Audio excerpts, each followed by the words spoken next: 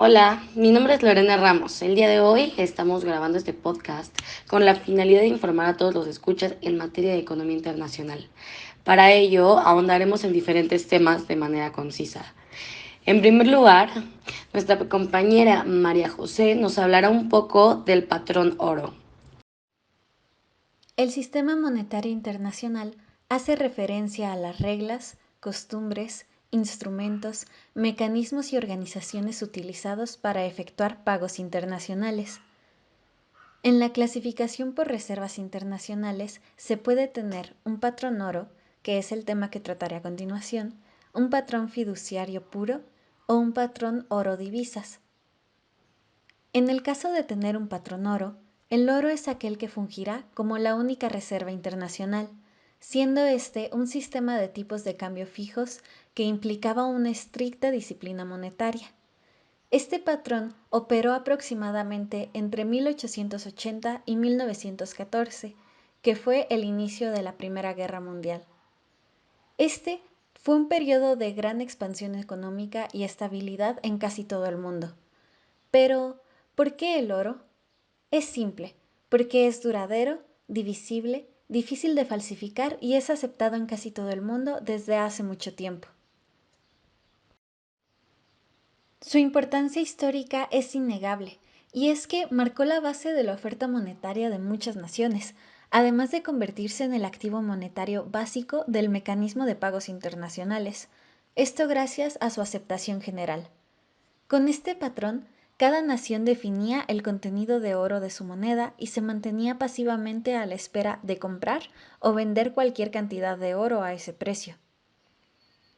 Las fuerzas de la oferta y la demanda determinaban el tipo de cambio dentro de los puntos de oro y se evitaba que se saliera de ellos mediante los embarques de oro, es decir, la tendencia de una moneda a depreciarse más allá del punto de exportación de oro se detenía con flujos de salida de oro de la nación.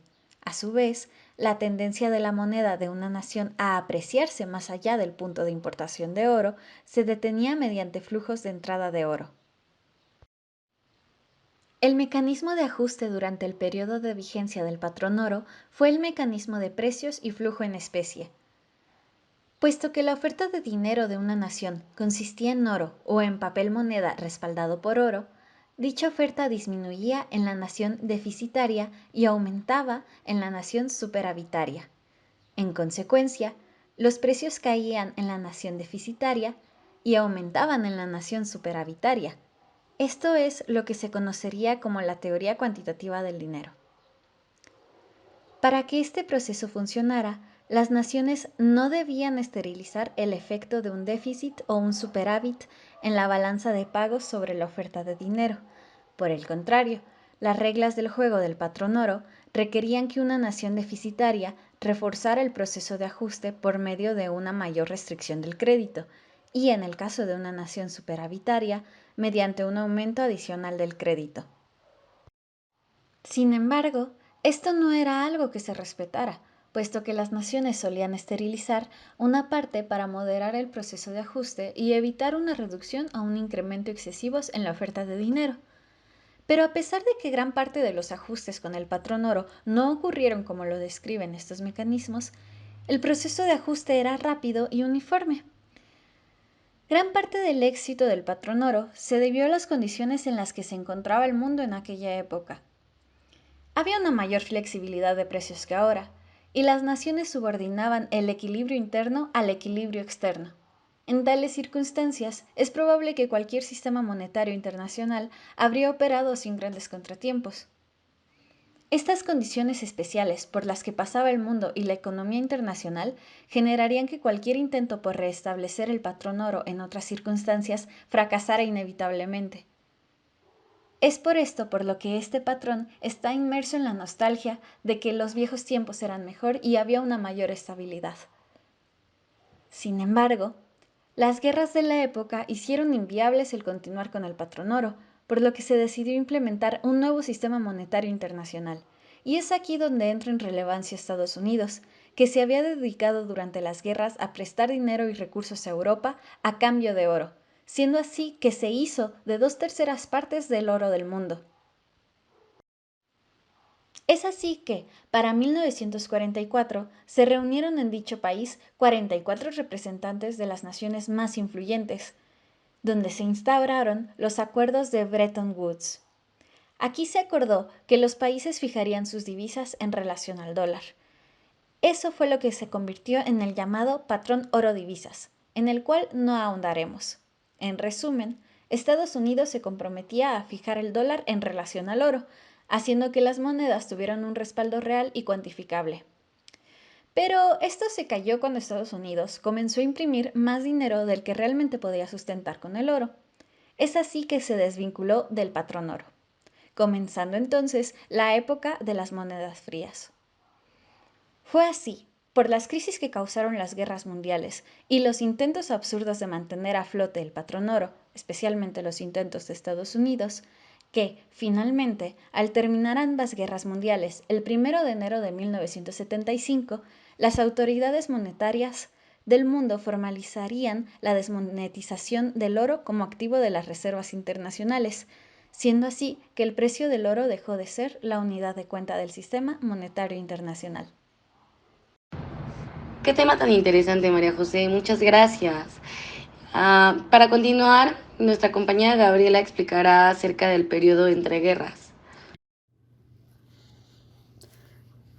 Hola, soy Gabriela Zacarías y les voy a reseñar brevemente lo que ocurrió en el sistema monetario internacional enfocándonos en el periodo de entreguerras, el cual tuvo su evento más significativo en la gran crisis económica de 1929 a 1932, con hechos económicos muy relevantes, tales como el surgimiento de Estados Unidos, siendo la nueva economía líder en el mundo y su trascendental intervención para rescatar a las economías europeas del desastre provocado por los acuerdos de Versalles.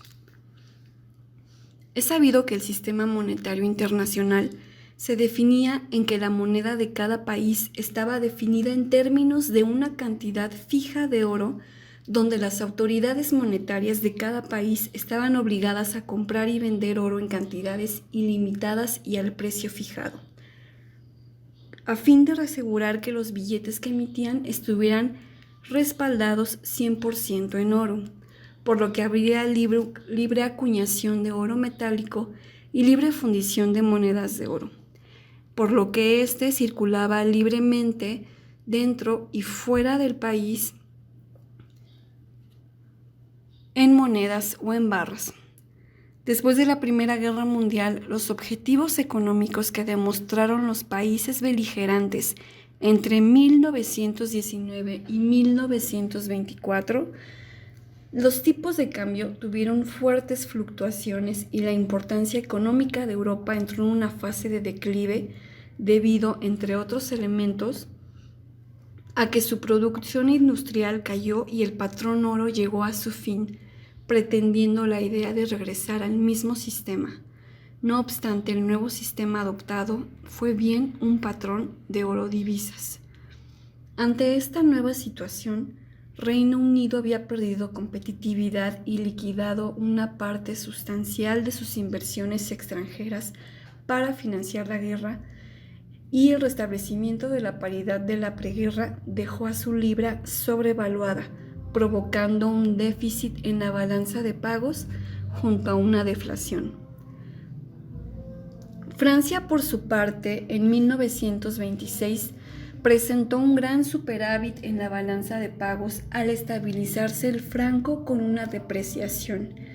Ante esto, 2 años después, aprobó una ley que exigía la liquidación en oro de los superávits en su balanza de pagos en vez de usar libras esterlinas u otras monedas, lo que definitivamente afectó las reservas de oro del Reino Unido, incitando a que el capital de corto plazo se trasladara de Londres a París o a Nueva York. Posteriormente, Francia decidió convertir en oro todas sus libras acumuladas, por lo que Reino Unido se vio obligado en septiembre a suspender su convertibilidad en oro, la devaluó y el patrón oro divisas llegó a su fin. Esta decisión francesa colapsó el patrón de manera inmediata, aunque los problemas de origen fueron la falta de un mecanismo de ajuste adecuado cuando los países neutralizaban el efecto de los desequilibrios en la balanza de pagos sobre su oferta de dinero de cara a paridades inadecuadas. Los enormes flujos de capital desestabilizadores entre Londres y los centros monetarios internacionales emergentes de Nueva York y París, junto con el inicio de la Gran Depresión. El siguiente periodo de gran inestabilidad y devaluaciones competitivas surgió entre 1931 y 1936, encauzando la migración laboral e incrementando el flujo del mismo provocado por las nuevas fronteras, lo que ahondó la escasez de los alimentos, y para evitar una crisis humanitaria de mayores proporciones en Europa, hubo daños considerables a toda la infraestructura productiva y provocó una escasez también de materias primas. Es de destacar que este periodo se caracterizó por el predominio de la especulación desestabilizadora y la inestabilidad de los tipos de cambio flexibles, y a que los aliados decidieron establecer al término de la Segunda Guerra Mundial un sistema monetario internacional con flexibilidad y énfasis en el carácter fijo de los tipos de cambio. Para salir de la crisis económica, se aplicó primero en Estados Unidos y luego en el resto de los países una política económica de tipo heterodoxa basada en el pensamiento del economista Keynes, que tenía por objetivo crear inflación y reactivar el crecimiento económico, teniendo como instrumento básico el aumento del gasto público financiado con emisión monetaria, obviamente con la intervención del Estado.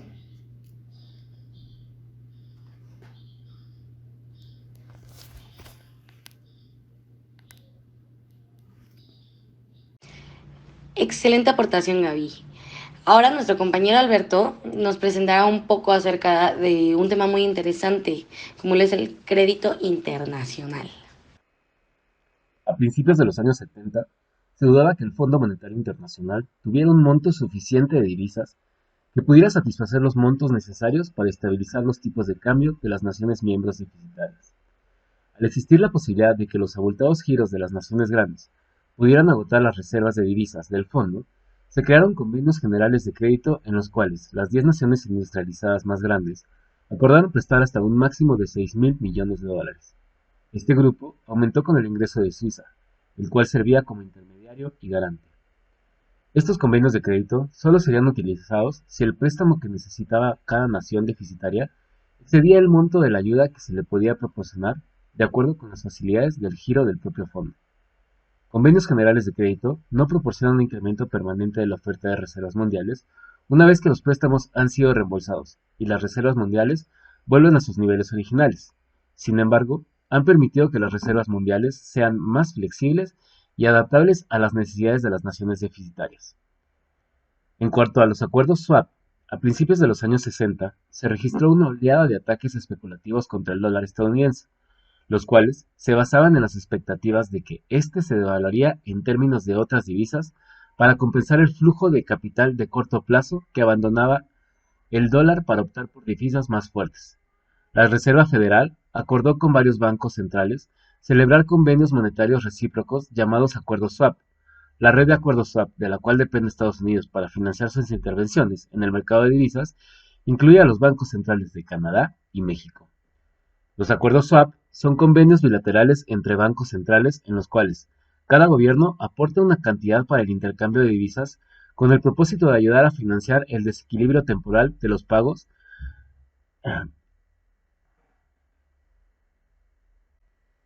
El acuerdo surreal adopta la forma de un contrato de divisas que requiere que la Reserva Federal venda dólares a cambio de la moneda de un banco central extranjero.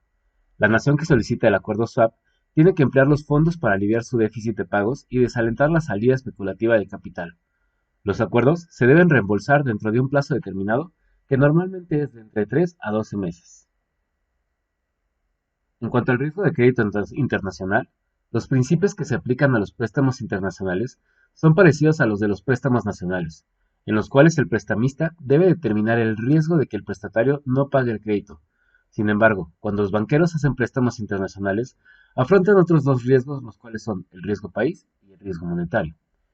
El riesgo crediticio es financiero y se refiere a la probabilidad de que no se reembolse una parte o la totalidad del principal o de los intereses del préstamo. Cuanto mayor es la probabilidad de incumplimiento de un préstamo, mayor es la tasa de interés que el banco le cobra al prestatario. La evaluación del riesgo de crédito suele ser más difícil para los préstamos internacionales que para los nacionales, dado que la obtención de información confiable para evaluar el riesgo de un crédito extranjero requiere de mucho más tiempo y puede ser un proceso muy costoso, por lo cual muchos de ellos limitan sus préstamos internacionales a las grandes empresas multinacionales y a las instituciones financieras. El riesgo país, en cambio, es político y está estrechamente relacionado con los hechos políticos de un país, en especial con la posición de su gobierno respecto a las inversiones y los créditos internacionales. Algunos gobiernos fomentan el ingreso de fondos extranjeros que alientan el desarrollo económico del país. Otros, por el miedo a perder la soberanía nacional, desincentivan estos ingresos y aplican impuestos adicionales y restricciones sobre las utilidades y controles de precios y salarios que entorpecen la capacidad de los prestatarios locales para reembolsar los préstamos. El riesgo monetario es económico y está ligado a la depreciación y la apreciación de las monedas, así como a los controles de cambios. Si una divisa tiene un mercado a futuro bien desarrollado, el préstamo puede ser protegido. Sin embargo, muchas divisas, sobre todo las de países en desarrollo, no tienen estos mercados y los préstamos denominados en estas divisas no siempre pueden tener una protección cambiaria. Contra este tipo de riesgo monetario, otro riesgo de la moneda sería la que deriva de los controles de cambios, los cuales son muy comunes en los países en desarrollo. El control de cambios restringe el movimiento de fondos que salen del país o limita la convertibilidad de la moneda para el reembolso, aumentando así el riesgo de los prestamistas internacionales. Cuando los banqueros prestan en el exterior, deben evaluar el riesgo crediticio, el riesgo país y el riesgo monetario. La evaluación de estos riesgos de préstamos extranjeros suele dar por resultado análisis detallados realizados por el Departamento de Investigaciones de cada banco, sustentados en las condiciones financieras, económicas y políticas de una nación. Cuando los prestamistas internacionales consideran que los análisis detallados son demasiado caros, con frecuencia usan informes e índices estadísticos para determinar el riesgo de los préstamos. El problema de la deuda internacional. En años recientes se ha demostrado una gran preocupación por el volumen de préstamos internacionales que no han sido pagados. Esto en ocasiones ha sido debido a que los préstamos internacionales no han sido suficientes. Sin embargo, muchas naciones importadoras de petróleo han obtenido créditos en dólares de bancos mercantiles en la década de los 70. Los bancos fueron parte de la solución, pues si no hubiera prestado grandes cantidades de dinero a las naciones en desarrollo, la crisis del petróleo habría dañado mucho más a la economía mundial. Para la década de los 80, los barcos mercantiles eran considerados partes del problema de la deuda internacional, porque habían prestado demasiado dinero a las naciones en desarrollo. Algunas naciones contrataron préstamos para reforzar el consumo porque su nivel de vida era bajo y se habían visto muy afectados por los aumentos del precio del petróleo. Casi todas las naciones contrataron préstamos para no recortar sus programas de desarrollo e invertir en programas energéticos en términos generales, reconociendo que los bancos habían conseguido reciclar sus depósitos hacia las naciones en desarrollo después de la primera ronda de aumentos de precios del petróleo. Otro índice del peso de la deuda es la razón del pago del servicio, la cual se refiere a los pagos programados de intereses como porcentaje de los ingresos de exportaciones. Este indicador permite concentrarse en dos índices básicos de la posible reducción del peso de la deuda a corto plazo. El primero, la tasa de interés que la nación paga sobre su deuda externa, y el segundo, el crecimiento de sus exportaciones de bienes y servicios con todos los demás factores constantes. Un aumento de la tasa de interés incrementa la proporción del servicio de la deuda respecto a las exportaciones, mientras que un aumento de las exportaciones disminuye esa proporción. Una regla bien conocida de las finanzas internacionales dice que el peso de la deuda de una nación aumenta si la tasa de interés sobre la deuda es superior a la tasa de crecimiento de las exportaciones. Para afrontar la dificultad para pagar el servicio de una deuda, una nación puede tener problemas para cumplir con el servicio de su deuda por varias razones. La primera es que puede haber seguido políticas económicas incorrectas que hayan contribuido a un déficit en su balanza de pagos. La segunda, se puede deber al endeudamiento excesivo o sujeto a términos desfavorables por último, puede haber circunstancias económicas adversas fuera de su control, las cuales pudieran haberlo afectado y originado dificultades para pagar su deuda externa. Cada nación tiene varias opciones. En primer término, sería suspender los pagos. Sin embargo, esta medida disminuye la confianza depositada en ella. Otra opción es que la nación trate de pagar su deuda al costo que fuere. Para ello, tendría que restringir el gasto de otras divisas, paso que no sería bien considerado en términos sociales.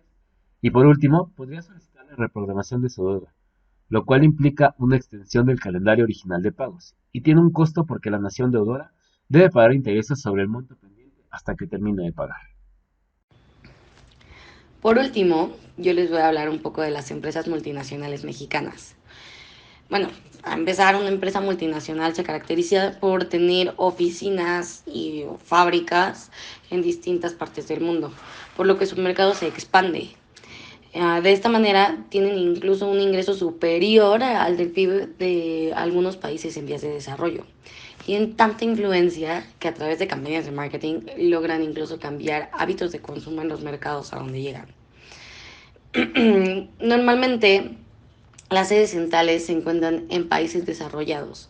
Sin embargo, muchas veces se buscan países con ventajas tributarias.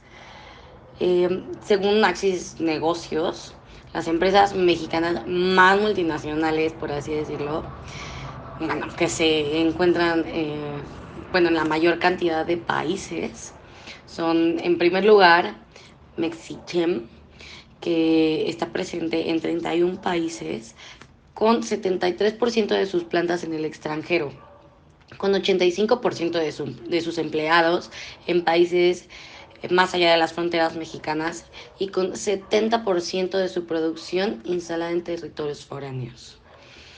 En segundo lugar tenemos Cemex, que este gigante multinacional originario de Monterrey tiene aproximadamente 73% de sus plantas en países distintos a México, en 28 países. Casi el 70% de sus empleados y su capacidad productiva también son extranjeros. En tercer lugar, tenemos a Bimbo, la cual se ubica en 20 países y cuenta con 71.5% de todas sus plantas ubicadas en territorios más allá de las fronteras de México, mientras que el 61% de sus ingresos provienen de los países internacionales en los que opera, como Chile, Portugal y China.